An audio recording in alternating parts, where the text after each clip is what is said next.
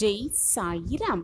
நம் எண்ணங்களை எப்பொழுதுமே மிக மிக உயரமான இடத்தில் வைத்திருக்கலாம். அப்பொழுதுதான் சின்ன சின்ன சந்தர்ப்பங்களும் நமக்கு மிக தெளிவாகவே தெரிய வரும். ஜெய் சாயிராம், ஜெய் ஜெய் சாயிராம். நம்ம சாயன்பர்கள் எல்லாரும் எப்படி இருக்கீங்க? எல்லாரும் நல்லா இருப்போம். ஓம் சாயிராம். என் அன்பு பிரியமே, நிம்மதியே இல்லாமல் வாழ்வு போய்கொண்டே இருக்கிறதே என்று வருத்தப்படுகிறாயா? இதை நம்பிக்கையோடு கேள். உனக்கு கண்டிப்பாக ஒரு நல்ல வழி கிடைக்கும், கிடைக்க செய்வேன் உன் சாயி தேவா. நிம்மதியே இல்லாமல் வாழ்க்கை போய்கொண்டே இருக்கிறதே, எப்பொழுதுதான் என்னுடைய வாழ்வில் நிம்மதி வரும், சந்தோஷம் வரும், மகிழ்ச்சி வரும், எப்பொழுதுமே மகிழ்ச்சியாக நான் எப்பொழுதும் வாழ வேண்டும் என்று கேள்வி கணையோடு என்னை பார்த்து கொண்டிருக்கும் என் பிள்ளையே, உனக்கு ஒரு நல்ல வழி கிடைக்கப் போகிறது.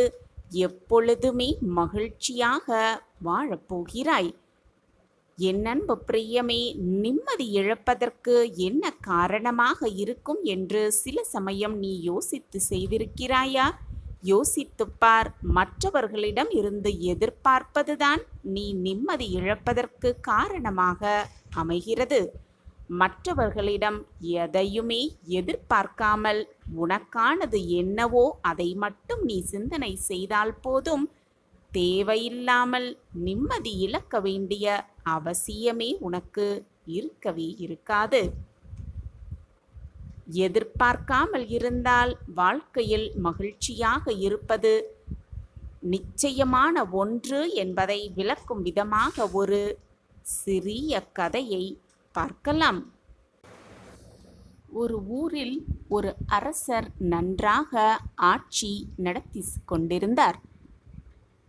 அரசர் இனிமேல் போரே நடத்த விடுவதில்லை என்று உறுதி எடுத்திருந்தார். போரினால் மக்கள் அடையும் துன்பங்களை பார்த்து நேரில் பார்த்து மனம் மாறிய பின் அவர் இவ்வாறு உறுதி செய்து கொண்டார் என்பது உண்மை. இந்த செய்தி மன்னர் இனி போர் செய்ய போவது இல்லை என்ற செய்தி நாடு முழுவதுமே பரவியது. ஒரு சிறிய ஊரிலிருந்து பெரியவர்கள் ஒரு நாள் இதை பற்றி பேசிக் கொண்டிருந்தார்கள். துன்பம் அடைந்தவர்களை கண்டால் அரசர் அப்படியே கண்ணீர் விட்டு விடுகிறாராம். யாராவது ஏதாவது கவலை என்று வந்தால் அதை உடனே தீர்ப்பதற்கு வழியும் செய்கிறாராம் என்று பேசிக்கொண்டிருந்தனர் அந்த பெரியவர்கள். வன்முறையை அரசர் அடியோடு மாற்றிவிட்டார் என்றார் ஒரு பெரியவர். உண்மைதான். மற்ற உயிர்களை தம் உயிர் போல் மதிக்கும் மனப்பான்மை ஒருவருக்கு வந்துவிட்டால் அவர் எல்லா உயிர்களும் இன்புற்று இருக்கவே பாடுபடுவார் என்று கூறினார் மற்றொருவர். கவிஞர் ஒருவர் சாப்பாட்டுக்கே வழி இல்லாமல் பட்டினியாக கிடக்கிறார் என்று யாரோ தெருவில் பேசிக்கொண்டார்களாம். மாறு வேடத்தில் சென்ற மன்னர் இதை கேள்விப்பட்டு உடனே உண்மையை அறிந்து கவிஞரின் வீட்டிற்கு வண்டி வண்டியாக தானியங்களை அனுப்பி வைத்தாராம் என்று வெளியூரிலிருந்து வந்த ஒரு வணிகர் கூறினார். இப்படியே மன்னரை பற்றி தங்கள் கேள்விப்பட்டதையும் அறிந்தவற்றையும் கூறி புகழ்ந்து பேசி பேசியே பொழுதை போக்கிக் கொண்டிருந்தார்கள் அந்த பெரியவர்கள். அவர்கள் பேசியவற்றை எல்லாம் ஒரு இளைஞன் கவனித்து கொண்டே இருந்தான். அந்த இளைஞனுடைய தந்தை ஒரு போர் வீரன். அந்த போர் வீரன் சிறு பிள்ளையாக இருந்த பொழுதே ஒரு போரில் நெஞ்சில் அம்பு பாய்ந்து இறந்தும் போனான். அந்த இளைஞனை அவருடைய தாய்தான் வளர்த்து வந்தாள். அவள் எப்படியோ பாடுபட்டு அவனை கவலையில்லாமல் வளர்த்தும் வந்தாள். ஒரே பிள்ளை என்பதால் அவள் அவனை அடக்கி வளர்க்கவில்லை, சந்தோஷமாக வளர்த்து வந்தாள். அந்த இளைஞன் சிறு வயதில் ஒழுங்காக பள்ளிக்கு போகவில்லை. வீட்டில் சாப்பிட்டுவிட்டு வெளியில் எங்கேயாவது போய் சுற்றி விட்டு வருவான். அவன் வளர்ந்த பிறகு அவன் தாய் சில சமயம் அவனை கடிந்தும் கொள்வாள். படிக்கவில்லை என்றாலும் ஏதாவது வேலை பழகி கொள்ளக்கூடாதா என்றும் கேட்பாள். ஆனால் அவனுடைய பேச்சை எல்லாம் உதறி தள்ளிவிட்டான் அவனுடைய மகன். தான் உழைத்து பெரும் கூலியில் தாய் அரிசியும் காய்கறியும் வாங்கி வந்து அவனுக்கு சோறு சமைத்து போடுவாள். ஒரு நாளாவது வயதான தன் தாயின் உழைப்பில் தின்றுதான் சோம்பேறியாக இருந்து கொண்டிருப்பது தவறு என்று நினைத்து பார்த்ததே இல்லை அந்த இளைஞன். கடைசியாக ஒரு நாள் காய்ச்சல் என்று சொல்லிக்கொண்டு அவனுடைய தாய் படுத்தும் விட்டாள். அவள் நோயாக படுத்துவிட்ட பிறகு வீட்டு தேவைக்கான பணம் அவனுக்கு கிடைக்கவே இல்லை. ஆனால் அப்பொழுதும் தான் போய் வேலை பார்க்க வேண்டும் என்ற எண்ணம் அந்த இளைஞனுக்கு வரவே இல்லை. எங்கோ சுற்றி விட்டு வந்து, அம்மா எனக்கு சோறு போடு என்றான் அந்த இளைஞன். அவளோ படுக்கையை விட்டு எழுந்திருக்க முடியாமல் கிடந்தாள். தன்னுடைய தாய் முடியாமல் இருக்கிறாள் என்பதையே சிறிதும் கருதி பாராமல், அம்மா வயிறு பசிக்குது, எழுந்து வந்து சோறு போடு என்று மீண்டும் கேட்டான். அவள் அவனை அருகில் வரும்படி அழைத்தாள். மகனே, எங்கேயாவது போய் வேலை செய்து 4 காசு கூலி வாங்கி கொண்டு வா, நான் அரிசி வாங்கி சோறு சமைத்து போடுகிறேன் என்றாள் தாய். நான் வேலை செய்வதா? எனக்கு ஒரு வேலையும் தெரியாதே என்று கூறினான் மகன். பேசாமல் படுத்தும் விட்டான் உணவு உண்ணாமலேயே. 2-3 நாட்களாக அவனும் பட்டினி, அவனுடைய அம்மாவும் பட்டினி கிடந்தார்கள். மருந்து வாங்கி கொடுக்காததால் அம்மாவின் நோய் முற்றியது. 5வது நாளே அவள் இறந்தும் போனாள். அக்கம் பக்கத்தில் இருந்தவர்கள் அந்த இளைஞனை திட்டியே தீர்த்தார்கள்.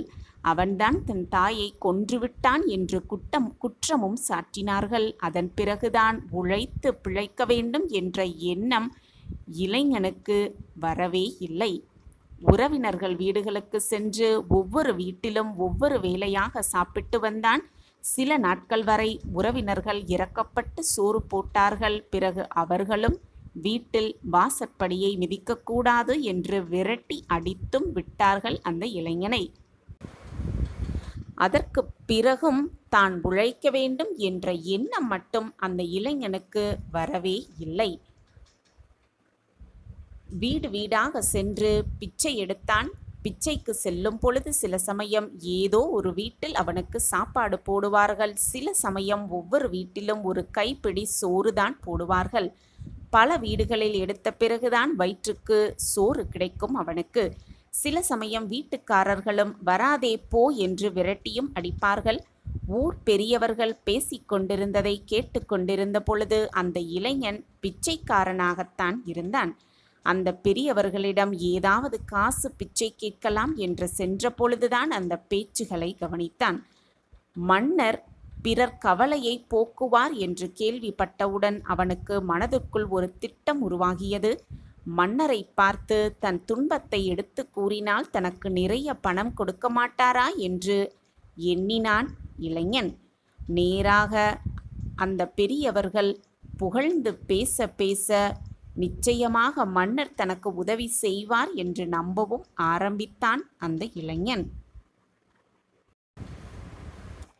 எனவே எப்படியும் மன்னரை நேரில் பார்த்துவிட வேண்டும் என்று உடனே அங்கிருந்து புறப்பட்டான் பிச்சைக்காரனான அந்த இளைஞன்.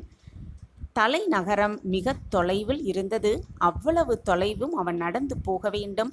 ஒரு நாள் முழுவதும் நடந்த பிறகும் தலைநகரம் வெகு தொலைவில் இருப்பதாகவே அவனுக்கு தோன்றியது. மேலும் 5-6 நாட்கள் நடந்து சென்றால்தான் அங்கு போய் சேர முடியும் என வழிப்போக்கர்கள் சிலர் சொன்னார்கள். பேசாமல் திரும்பிவிடலாமா என்று நினைத்தான் இளைஞன். ஆனால் கவலையை தீர்ப்பதற்காக ஒருவர் இருக்கும் பொழுது அவரை பார்க்காமல் இருப்பது சரியில்லை என்று தோன்றியது அவனுக்கு. எப்படியும் மன்னரை போய் பார்த்துவிட வேண்டும் என்று முடிவு செய்துவிட்டு உறுதியான முடிவு ஏற்பட்ட பிறகு அவன் பின்வாங்கவில்லை. என்னதான் கடுமையாக இருந்த போதிலும் பசியை பொறுத்து கொண்டு அவன் நடந்து கொண்டே இருந்தான். வழிப்போக்கர்கள் ஒருவரின் அவன் மீது இறக்கப்பட்டு ஓரிரு முறை தங்கள் சோற்றில் சிறிது கொடுத்தார்கள். அவன் புறப்பட்ட 5வது நாள் சாலையின் வழியில் ஒரு துறவியை கண்டான். காவி உடை கொண்டு அந்த துறவியின் தோற்றம் மிக மிக எடுப்பாகவே இருந்தது. பார்ப்பதற்கு துறவி போலே காட்சியளித்தார் அந்த துறவி.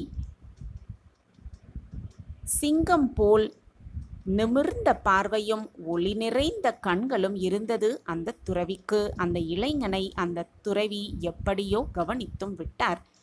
தலைநகரம் இன்னும் எவ்வளவு தொலைவில் இருக்கிறது என்று இளைஞன் அந்த துறவியிடம் கேட்டான். அன்பு கனிந்த கம்பீரமான குரலில் அவர் அந்த இளைஞனை பார்த்து, தம்பி, தலைநகரத்திற்கு நீ எதற்காக போகிறாய் என்று கேட்டார். மன்னரை பார்க்க என்று சிறிதும் தயங்காமல் பதிலளித்தான் அந்த இளைஞன்.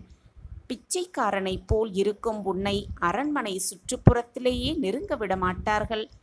நீ எப்படி மன்னரை பார்க்கப் போகிறாய் என்று கேட்டார் துறவி. ஐயா, தெரியாமல் சொல்கிறீர்கள். மன்னர் கருணையால் உருவானவர். மன்னர் துன்பப்படுபவர்களின் துயரத்தை துடைக்கப் போகிறார், தீர்க்க பிறந்தவர் என்று சொல்கிறார்கள். நான் அவரை பார்க்கப் போகிறேன். எப்படியும் அவரை பார்ப்பேன், பலனும் பெறுவேன் என்றான் அந்த இளைஞன். அந்த துறவி அவனோடு பேசி கொடுத்து அவனை பற்றிய முழு விவரங்களையும் தெரிந்து கொண்டார். அவனுக்கு இருந்த கவலை எல்லாம் சோறுக்கான கவலைதான் என்பதையும் தெரிந்து கொண்டார். திரும்பவும் அவர் சொன்னார், தம்பி, நீ மன்னரை பார்த்துவிட்டால் எப்படியும் அவர் உன் கவலைகளை தீர்த்து விடுவார் என்பது உண்மைதான். ஆனால் அரண்மனை காவலர்கள் மன்னரைப் போல் இருப்பார்களா? அவர்கள் பிச்சைக்காரனைப் போல் உள்ள உன்னை கண்டிப்பாக உள்ளே விட அனுமதிக்க மாட்டார்கள் என்று சொன்னார். அதையும் நான் பார்த்து விடுகிறேன் என்று பதிலளித்துவிட்டு இளைஞன் மேலே நடந்தான். தம்பி, மன்னரை பார்க்க முடிந்தால் பார், இல்லாவிட்டால் என்னுடைய மடத்திற்கு வா என்று சொல்லி அந்த துறவி தானிருக்கும் மடம் ஒன்றை அவனுக்கு காண்பித்தார்.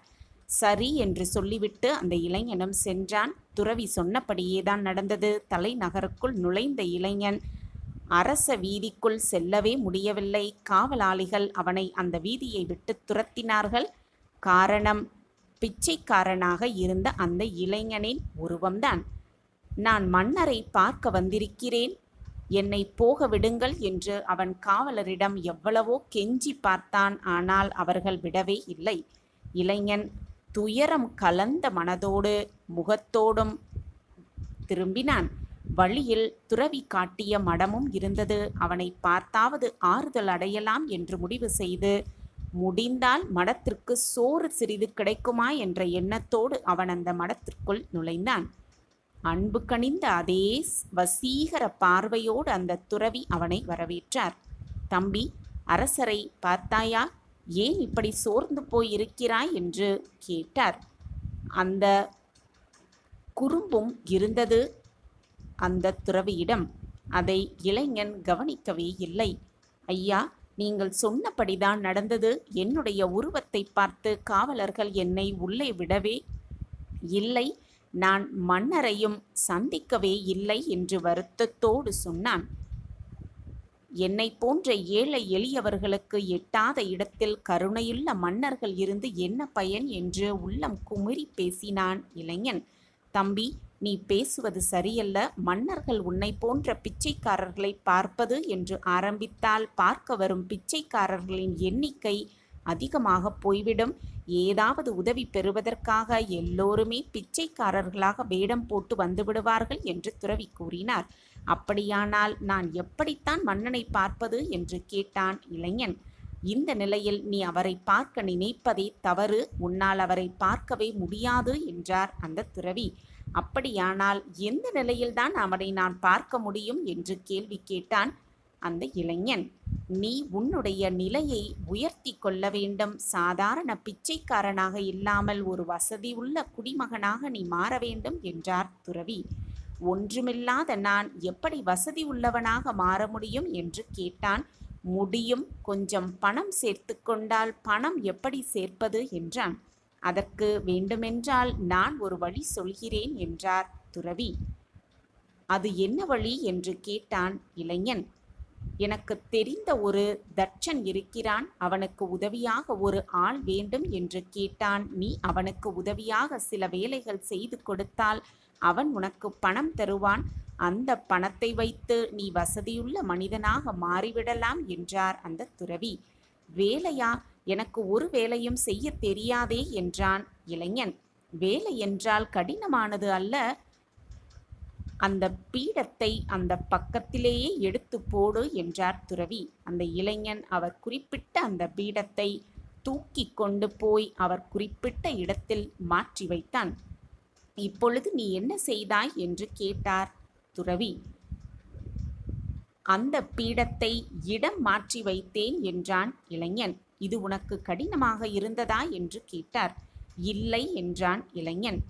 இதுபோல நீ அந்த தச்சனுக்கு ஏதாவது வேலைகள் உதவியாக செய்தால் அவர் உனக்கு கூலி தருவார். அதில் உன் சாப்பாட்டு செலவு போக மீதியை சேர்த்துவை, உன் நிலையை உயர்த்தி கொள்ளலாம் என்று கூறினார்.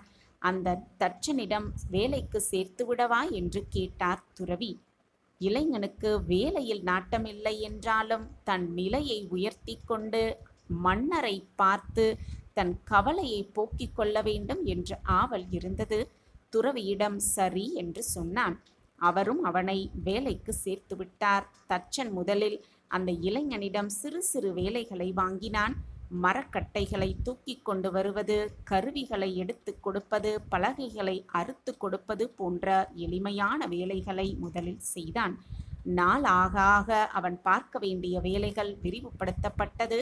உழைப்பும் அதிகமானது. 3 மாதம் சென்ற பின் இளைஞன் கையில் சிறிது பணம் சேர்ந்திருந்தது. அதை எடுத்துக்கொண்டு மடத்திற்கு சென்றான். ஆனால் துறவி அங்கே இல்லை. ஏதோ வெளியூர் ஒன்றுக்கு சென்றிருப்பதாகவும் அங்கிருந்து பல ஊர்களுக்கு சென்று திரும்பி வர 4-5 மாதங்கள் செல்லும் என்று கூறினர். இளைஞன் தச்சனிடம் திரும்ப சென்றான். வழக்கம் போல் அவனுக்கு வேலை பார்த்தான். நுண்ணிய தரமான வேலைகள். அவன் பார்க்க பார்க்க தச்சன் அவனுக்கு கொடுக்கும் கூலியும் உயர்ந்து கொண்டே இருந்தது. இளைஞன் தன் சாப்பாட்டு செலவுக்கு போக மீதமிருக்கும் பணத்தை அனைத்தையும் சேர்த்து வைத்தான். இதற்கிடையே அடிக்கடி துறவியையும் தேடி சென்றான். அவர் அகப்படவே இல்லை. கடைசியாக ஓர் ஆண்டுக்கு பிறகு அந்த இளைஞன் கையில் நிறைய பணம் சேர்ந்திருந்தது. அந்த பணத்தை எடுத்துக்கொண்டு துறவியை தேடி சென்றான். அந்த முறை துறவி மடத்தில் இருந்தார். அவனை அன்போடு வரவேற்றார். அந்த துறவி அவனுடைய நலத்தை பற்றியும் வாழ்க்கை முறையையும் வேலை பற்றியும் ஆதரவான முறையில் விசாரித்தார். எல்லாவற்றுக்கும் பதில் சொன்ன அவன், ஐயா, இப்பொழுது என்னிடம் நிறைய பணம் இருக்கிறது. மன்னரை பார்க்க போகும் நிலை வந்துவிட்டதா? நான் அவரை பார்க்க போகலாமா என்று கேட்டான். உடனே துறவி, தாராளமாக போகலாம் என்றார். எப்படி போக வேண்டும் என்று கேட்டான். இப்பொழுது உள்ள நிலைமையிலேயே போகலாம் என்றார் துறவி. புதிய ஆடைகள் எதுவும் அணிந்து கொள்ள வேண்டாமா என்று கேட்டான். அந்த ஆடைகளுடன் என்னை கண்டால் காவலர் உள்ளே விடுவாரா என்று கேட்டான் இளைஞன். ஆடைகள் எப்படி இருந்தால் என்ன, நீதான் நிலையில் உயர்ந்து விட்டாயே என்றார் துறவி. நான் உயர்ந்தது காவலர்களுக்கு எப்படி தெரியும் என்று கேட்டான். தெரியும்.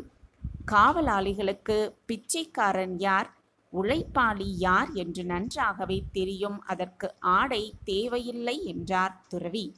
துறவியிடம் பழக பழக அவர் மீது ஏதோ ஒரு விதமான நம்பிக்கையும் மதிப்பும் இளைஞனுக்கு ஏற்பட்டிருந்தது. எனவே அவர் சொல்லை மேற்கொண்டு மறுநாள் மன்னரை பார்க்க கிளம்பினான். காலையில் எழுந்து குளித்து நன்கு துவைத்து வைத்த ஆடைகளை அணிந்து கொண்டான். அவன் அரண்மனையை நோக்கி புறப்பட்டான்.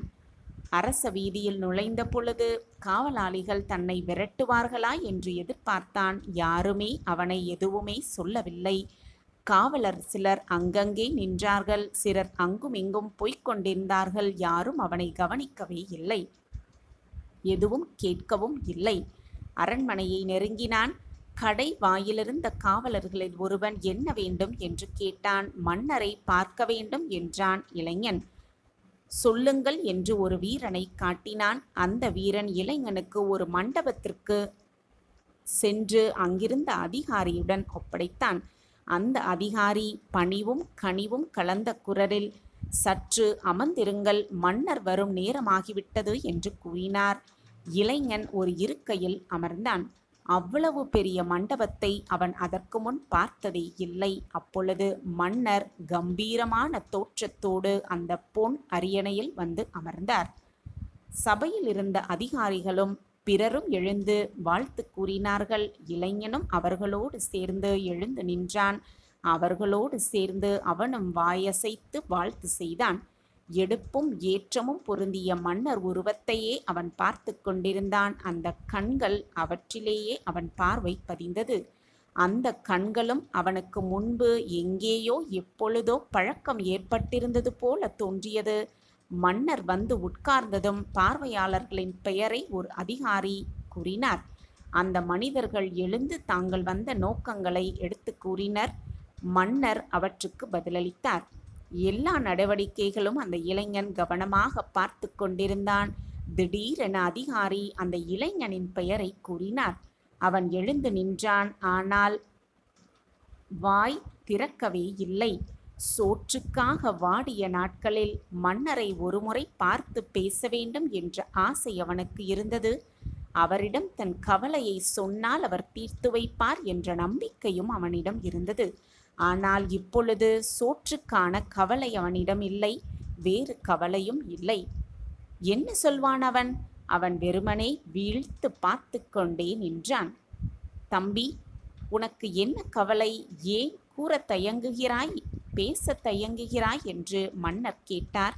அந்த குரலும் அவனுக்கு பழக்கமான குரல் போலவே இருந்தது.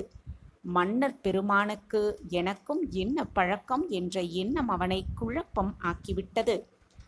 அரசரை, எனக்கு எந்த கவலையும் கிடையாது, தங்களை பார்க்க வேண்டும் என்ற ஆசைதான் இருந்தது, பார்த்துவிட்டேன், இனி எனக்கு எந்த குறையும் இல்லை என்றான். அவ்வாறு சொல்லிவிட்டு திரும்ப நடக்கத் துவங்கினான். அப்பொழுது தம்பி என்று அழைப்பு ஒன்று கேட்டது. அந்த குரல் துறவியாக வந்து தனக்கு பிழைக்க வழி காட்டியவரின் குரல் போலவே இருந்தது. அந்த குரல் வந்த திசையை நோக்கி திரும்பி பார்த்தான்.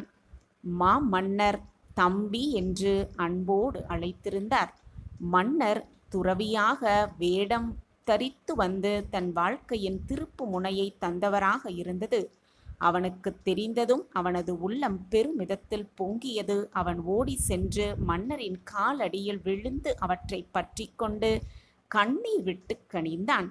இதிலிருந்து நாம் புரிந்து கொள்ள வேண்டியது, யாரிடமும் எதையுமே எதிர்பார்க்காமல், யாரையும் முழுமையாக நம்பி இருந்து விடாமல், நம்மளுடைய வாழ்க்கை பாதையை நாமே அமைத்து கொண்டு மன நிம்மதியோடு தலைமீறி தலை நிமிர்ந்து வாழ்வதுதான். இதை புரிந்து கொண்டாலே போதும். யாரையும் எதிர்பார்க்காமல், யார் மீதும் முழு நம்பிக்கை வைக்காமல், நம்மீது முழு நம்பிக்கை வைத்து நாம் நம் வாழ்வை வாழ்ந்தாலே போதும். எப்பொழுதுமே மகிழ்ச்சியாக வாழலாம். நிம்மதியில்லாமல் கவலையோடு இருப்பதற்கான நேரமே நமக்கு கிடைக்காது. நமக்கான வழி நிச்சயமாக பிறக்கும் என்ற நம்பிக்கையோடு இருக்கலாம். அதற்கு துணையாக நம் சாயப்பா எப்பொழுதும் நம்மோடு இருப்பார் என்ற தீர்க்கமான சிந்தனையோடு இருக்கலாம். ஆபத்து காலத்தில் நான் உனக்கு நிச்சயமாக உதவி செய்வேன். என்னுடைய உதவி எப்பொழுதும் உனக்கு இருந்து கொண்டே இருக்கும். என்மேல் முழுமையாக நம்பிக்கை வை என் பிள்ளையே. அன்பும் வெறுப்பும் எங்கிருந்து கிளம்பியதோ அது ஒரு நாள் மீண்டும் கிளம்பிய இடத்திற்கு சென்றுதான் தீரும். எதிர்பார்ப்பு இல்லாமல் வாழ்க்கையும் இல்லை. எதிர்பார்ப்பது எல்லாமே வாழ்க்கையில் கிடைத்து விடுவதும் இல்லை. இதுதான் வாழ்க்கை. எதற்குமே கலங்காதே. நீ நம்பியவர்களெல்லாம் உன்னை கைவிட்டாலும் கூட எப்பொழுதும் எந்த நொடியும் நான் உன்னை கைவிடவே மாட்டேன். உனக்கு துணையாக, உறுதுணையாக எப்பொழுதும் உன் அருகிலேயே, உன்னுள்ளேயே நான் இருந்து கொண்டிருப்பேன். என்னை ஏன் மறந்துவிட்டு இவ்வளவு வேதனைப்படுகிறாய்? நான் உனக்காகவே உன்னுள்ளேயே இருந்து கொண்டிருக்கிறேன் என்று மீண்டும் மீண்டும் உனக்கு வலியுறுத்தி கொண்டே இருந்தாலும் உன்னால் அதை ஏன் ஏற்றுக்கொள்ளவே முடியவில்லை? உன் வாழ்க்கையில் இப்பொழுது நடக்கும் சூழ்நிலைகளால் தான் உன் மனம் இவ்வளவு வேதனையில் தத்தளித்து கொண்டிருக்கிறது என்பது உன் சாயப்பாவிற்கு நன்றாகவே தெரியும். ஒன்றை நன்றாக புரிந்து கொள். எதுவுமே தவறாக நடந்துவிடவும் இல்லை, நடந்து முடிந்துவிடவும் இல்லை. உன் வாழ்க்கை சரியாகத்தான் போய்கொண்டிருக்கிறது. சரியான பாதையில்தான் சென்று கொண்டிருக்கிறது. தேவையில்லாமல் நீதே உன்னை போட்டு குழப்பிக்கொண்டு உன்னையும் வேதனைப்படுத்தி கொண்டு உன்னை சுற்றி இருப்பவர்களையும் வேதனைக்கு ஆளாக்கி கொண்டிருக்கிறாய். நான் உன் அருகிலேயே எப்பொழுதும் இருந்து என்னுடைய பார்வை உன்னை பார்த்து கொண்டே இருக்கிறது என்பதை மறந்துவிட்டு நீயே குழப்பத்திற்கு ஆளாக்கி கொண்டிருக்கிறாய். அனைத்தையும் விட்டுவிடு. நடப்பது நடந்து கொண்டே இருக்கட்டும், வருவது வந்து கொண்டே இருக்கட்டும், உன்னை விட்டு செல்வது சென்று கொண்டே இருக்கட்டும். உனக்கு என்று எழுதப்பட்டது நிச்சயமாக உனக்குத்தான். அது உன்னை விட்டு வேறு யாரிடம் செல்வதும் இல்லை. செல்லும்படி நான் அதை அனுமதிக்கவும் மாட்டேன். உனக்கு என்று எழுதப்பட்டது ஏதாவது ஒரு ரூபத்தில் உன்னை வந்து நிச்சயமாக அடைந்தே தீரும். அதேபோல் உனக்கு கிடைக்கக்கூடாது என்று முடிவு செய்யப்பட்டது நிச்சயமாக உன் கைக்கு வந்தே தீராது. எதற்குமே கலங்காதே என் பிள்ளையே. பறவைகளின் வாழ்க்கை கெடுவதற்கு ஒரே ஒரு கல் போதும். அதேபோல் மனிதர்களின் வாழ்க்கையை கெடுப்பதற்கு ஒரே ஒரு சொல்லே போதும். எப்பொழுதுமே மற்றவர்களின் மனதை காயப்படுத்த மனதார்கூட எண்ணிவிடாதே. எப்பொழுதும் மற்றவர்களுக்கு கண்ணீர் சிந்தும்படி நீ வைத்து விடாதே. என் அன்பு பிள்ளையே, எல்லா இடங்களிலும் துரதிர்ஷ்டம் என்னை துரத்தி கொண்டே இருக்கிறதே என்று நீ கலங்கிக் கொண்டு என்னிடம் வந்து கதறுகிறாய். அது முற்றிலும் தவறான எண்ணம். உன்னை விதியும் ஆசைகளும் இக்கட்டான சூழ்நிலையில் எடுத்த முடிவுகள்தான் இந்த நிலைக்கு உன்னை இழுத்து சென்றிருக்கிறது. கவலை வேண்டாம், எல்லாம் ஒரு முடிவுக்கு வரும். நம்பிக்கையோடு செயல்பட்டு கொண்டே இரு. எப்போது என்ன நடக்குமோ என்கிற பயம் உன்னை சூழ்ந்து இருக்கும் வரை உன்னால் நிதானமாக யோசித்து எதையுமே செயல்படவே முடியாது. முதலில் மனதை ஒரு நிலைப்படுத்து. மனதில் அமைதி இல்லாமல் நீ எதை செய்தாலும் அது சிறப்படையவே அடையாது. ஏது நடக்குமோ, என்ன நடக்குமோ, என் வாழ்க்கையில் ஏதாவது தவறாக நடந்துவிடுமோ, வாழ்க்கையே தடம் மாறி சென்று விடுமோ, அப்படி நடந்துவிட்டால் நான் என் வாழ்க்கையில் எப்படி என் வாழ்க்கையை வாழ்வது என்று நீயே ஒரு குழப்பத்தை, ஒரு கேள்வியை உன் மனதிற்குள்ளேயே போட்டு குழப்பிக்கொண்டும் கேள்வியை கேட்டுக்கொண்டும் இருக்காதே. உன் வாழ்க்கையில் நடப்பது நடந்தேதான் தீரும். எதையுமே நீ மாற்றியமைக்கவே முடியாது. நீ சிந்திப்பதாலோ, வேதனைப்படுவதாலோ, குழப்பமடைவதாலோ, கண்ணீர் சிந்துவதாலோ எதுவுமே மாறப்போவதே இல்லை. நடப்பது நடந்தே தீரும்.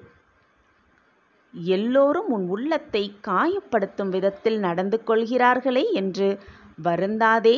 உனக்கு நான் ஒன்றை கூறுகிறேன், கவனமாக கேள். உன் கண்ணீரை முதலில் வீணாக்கவே ஆக்காதே.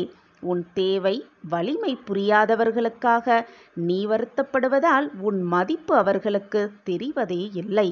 உன்னை புரியாதவர்களிடம் நீ புரிய வைப்பதற்கு எதுவுமே இருக்காது.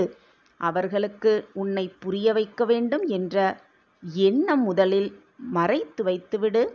நீ அவர்களை பற்றியே யோசித்து மனம் சோர்வு அடைந்து உன் லட்சியத்தை நோக்கி முன்னேறி செல்வதில் சுணக்கமாகிறது. நீ அதையே யோசித்து கொண்டிருப்பதால் அப்படிப்பட்டவர்களிடம் இருந்து சற்று விலகி இருப்பதே உனக்கு நல்லது. அவர்களுக்கு தீமை செய் என்று நான் கூறவே இல்லை. அவர்களே உன் தேவையறிந்து உன்னை தேடி வரும் பட்சத்தில் நீ அவர்களுக்கு உதவி செய். அவ்வாறாக இல்லாமல் அவர்களுக்கு நீயே ஓடி சென்று உதவி செய்யாதே என்றுதான் மீண்டும் மீண்டும் உனக்கு நான் வலியுறுத்தி கொண்டே இருக்கிறேன். மன அமைதி இழந்து நிற்கும் உன் வாழ்க்கையை கூடிய விரைவில் நான் மாற்றி காட்டுவேன். சாயிநாதரே, என் வாழ்க்கையில் நல்ல நிலைமை வந்துவிட்டது, அற்புதம் நிகழ்ந்துவிட்டது, சந்தோஷமாக நான் இருக்கிறேன் என்று நீயே என்னிடம் வந்து சொல்லும் நேரமும் உன்னை நெருங்கும் அந்த நேரத்தையும் நான் உனக்கு உருவாக்குவேன். இது நாள் வரை நீ பட்ட வேதனைகள், கஷ்டங்கள் எல்லாமே மாறும் சூழ்நிலை உன்னை நெருங்கி வந்திருக்கிறது. இது நாள் வரை நீ பட்ட கஷ்டங்கள் அனைத்திற்கும் ஒரு பதில் கிடைக்கப் போகிறது. இது நாள் வரை கஷ்டத்தை மட்டுமே அனுபவித்து கொண்டிருக்கிறேனே என்று சோகத்தோடு இருந்த உன் வாழ்க்கை சந்தோஷத்தில் திளைக்கப் போகிறது. நம் வாழ்க்கையிலா இதுவெல்லாம் நடக்கிறது என்று நீயே ஆச்சரியப்படும் அளவிற்கு பல நல்ல மாற்றங்களும் ஏற்றங்களும் திருப்பங்களும் உன் வாழ்வில் நடக்கத்தான் போகிறது. நடப்பது எல்லாம் நன்மைக்கே. கஷ்டத்தை தீர்க்கவும் உன் மனவேதனையை குறைக்கவும் நான் ஒரு முடிவு எடுத்திருக்கிறேன் என் கண்மணியே. அந்த முடிவு என்ன என்று நீ யோசிக்கிறாயா? அந்த முடிவு என்ன என்று இன்னும் சில தினங்களில் நான் சொல்லாமலேயே உனக்கு புரிய வரும். இதற்காக நீ பயப்பட வேண்டாம், மிகவும் யோசிக்கவும் வேண்டாம், உன் மனதை போட்டு குழப்பிக் கொள்ளவும் வேண்டாம்.